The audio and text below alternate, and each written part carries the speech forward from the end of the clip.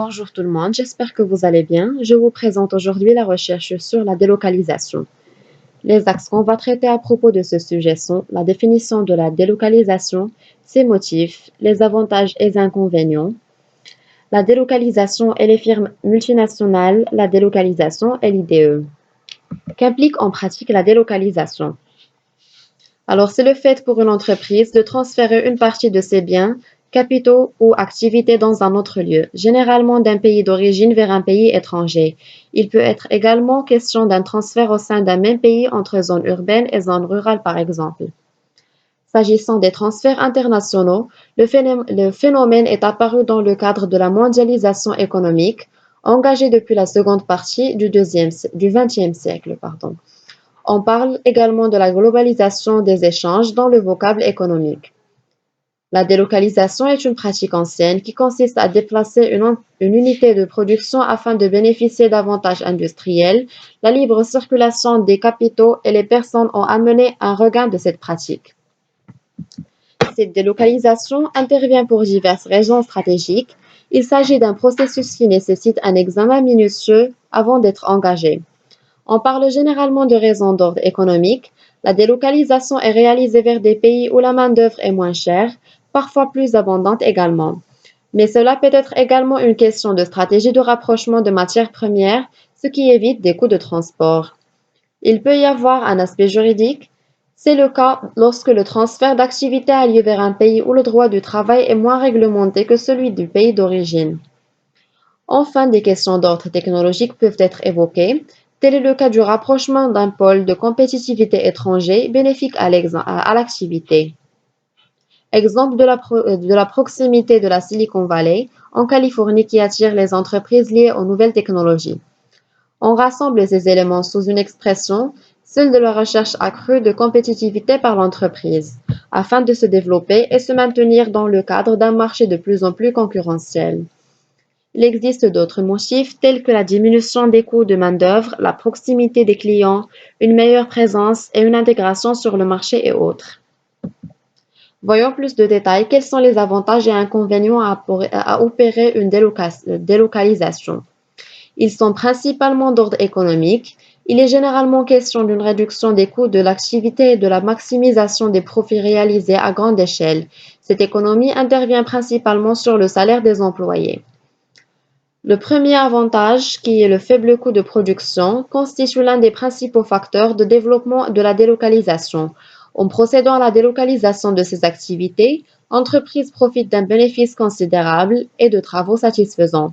Aussi, la concurrence sur le marché de l'offshoring ou de la délocalisation contribue incontestablement à réduire le coût de production. Deuxièmement, la flexibilité du travail.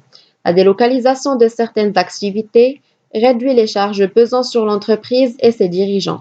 Les chefs d'entreprise et managers détiennent des responsabilités plus souples car ce système permet de réduire l'effectif du personnel. En délocalisant ces activités, l'entreprise n'a besoin que de quelques employés pour assurer le suivi et le contrôle pour la réalisation de projets. Les travaux à faible coût nuisent au projet.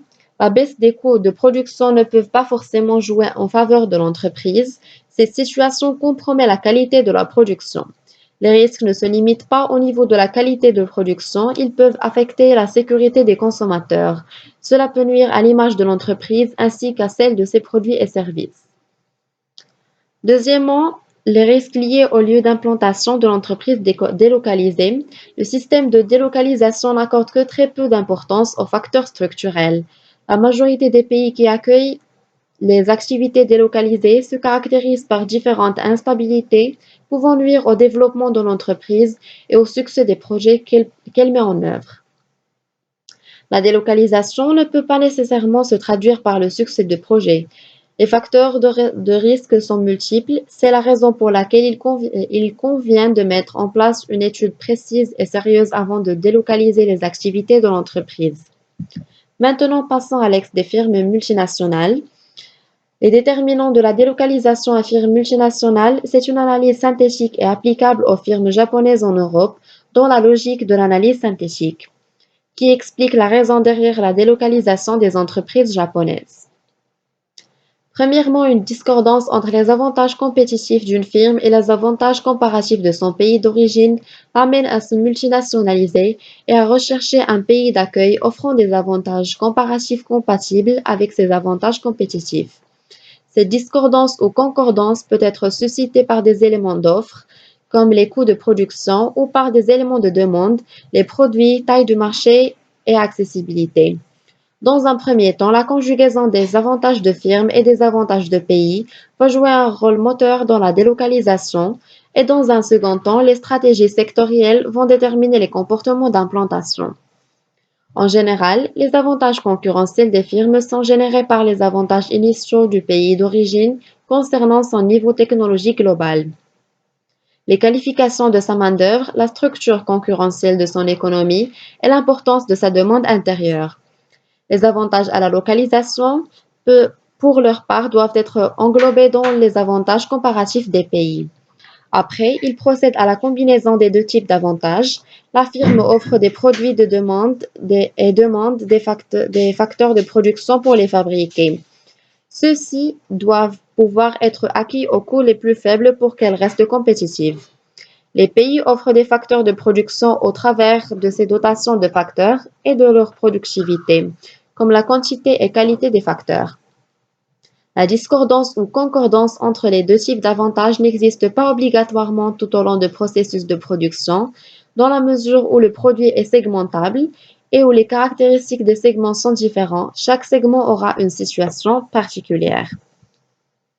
Pour les entreprises japonaises, les principales motivations d'implantation en Europe sont une étape vers la stratégie de globalisation de la firme, une conversion des exportations du Japon en production locale afin de satisfaire l'expansion de la demande des produits, une nécessité pour être plus proche des besoins des consommateurs européens et enfin une manière de fournir des parties et composants aux entreprises japonaises déjà installées en Europe. L'importance des contraintes protectionnistes apparaît pour certains secteurs. La délocalisation est alors effectuée d'une part pour éviter les restrictions d'importation sur les produits japonais et d'autre part pour parer à des mesures protectionnistes. Les investissements directs à l'étranger. Alors, ce sont des mouvements internationaux des capitaux réalisés pour créer, développer ou maintenir une filiale à l'étranger ou pour exercer le contrôle et une influence significative sur la gestion d'une entreprise étrangère. Les IDE sont un élément moteur de la multinationalisation des entreprises et recouvrent aussi bien les créations de filiales à l'étranger que les fusions-acquisitions transfrontières ou les autres relations financières, notamment les prêts et emprunts intragroupes. Deux motivations principales sont à l'origine des IDE.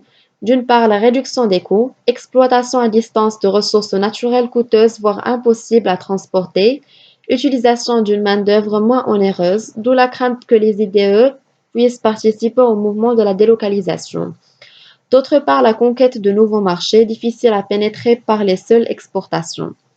L'effet des IDE généralement considérés comme positif sur la croissance des pays d'accueil, notamment grâce au transfert de technologies induit, il est plus discuté et ambigu sur le commerce international, sur l'emploi dans les pays investisseurs, sur les conditions de travail et sur l'environnement. Mesurés par les statistiques issues de la balance des paiements, les IDE ont connu une très forte progression depuis le milieu des années 80 et contribuent de façon déterminante à la mondialisation des économies. Les IDE constituent également l'un des principaux indicateurs de l'attractivité économique des pays. La délocalisation par l'IDE peut s'effectuer de deux manières, soit par la création d'une unité de production à l'étranger, soit par une opération de fusion et acquisition. Les opérations de fusion et acquisition sont devenues le type d'IDE le plus courant depuis 1980. Les fusions et acquisitions en 2007 dans le monde s'élevaient à 5 milliards de dollars. Ceci est tout particulièrement vrai pour l'implantation dans les pays développés, où les fusions-acquisitions transnationales, c'est-à-dire les fusions ou acquisitions entre des entités appartenant à des pays différents, ont représenté plus de 80% des IDE à partir de 1995. C'était tout pour la délocalisation. J'espère que c'était assez clair et merci pour votre attention.